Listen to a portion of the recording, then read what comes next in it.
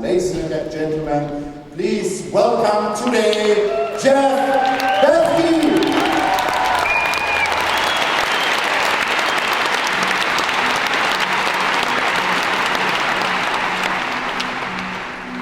What if I told you Jesus actually came to abolish religion? What if I told you getting to a Republican really wasn't his mission? See, what if I told you religious right doesn't automatically mean Christian, and just because you call some people blind doesn't automatically give you vision? I mean, if religion's so great, why has it started so many wars? Why does it build huge churches but fails to feed the poor? Tell single moms they're unloved if they've ever had a divorce, but in the Old Testament, God actually calls the religious people whores. See, religion might preach grace, but another thing they practice. Instead of ridicule God's real people, they did it to John the Baptist. See, they can't fix their sins, so they just mask it, not realizing religion is like spraying perfume on a casket. See, the problem with religion, it never gets to the core. It's just behavior modification, like a long list of chores. Like, let's dress up the outside, make it look nice and neat. But it's funny, that's what they do to mummies while the corpse rots underneath. And I'm not judging, I'm just saying we're putting on a fake look. Because there's a problem with people only know that you're a Christian by Facebook. I mean, in every other aspect of life, you know that logic's unworthy. It's like saying you play for the Lakers just because you bought a jersey. And see, this was me too. No one seemed to be on to me, acting like a church kid here while addicted to pornography. I go to church on Sunday, but Saturday getting faded, acting as if I was simply created to just have sex and get wasted. I spent my whole life building this facade of neatness.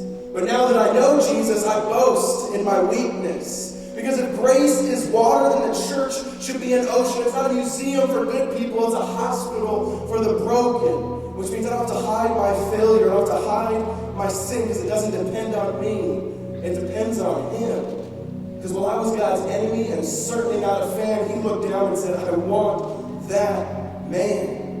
And that's so different from religious people. That's why Jesus called them fools. I mean, don't you see? He's so much better than just following some rules. Now, let me clarify. I love the Bible, I love the church, and yes, I believe in sin. But my question is, if Jesus came to your church, would you actually let Him in? Remember, He was called a glutton and a drunkard by certain religious men, but He's never supported self-righteousness. Not now, not then. Now back to the topic. One thing is vital to mention, how Jesus and religion, they're on opposite spectrums. See, one's the work of God, one's a man-made invention. It's like one is the cure, while the other is the infection. Because religion says do. Jesus says it's done. Religion says slave. Jesus says my son. See, religion puts you in shackles while Jesus sets you free. It's like religion makes you blind and Jesus lets you see. And that's why Jesus and religion, they're two different clans. Religion is man searching for God. Christianity is God searching for man. Which is why forgiveness is mine, salvation is my own, not based on my efforts, but Christ's obedience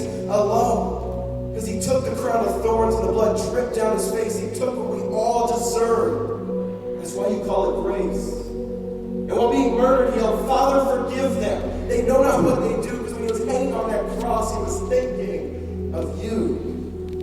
He took all your sin and He buried it in the tomb, which is why I'm kneeling at the cross. And come on, there's room. So no, for religion, I hate it. In fact, I literally resent it. When Jesus says, it is finished, I believe He meant it.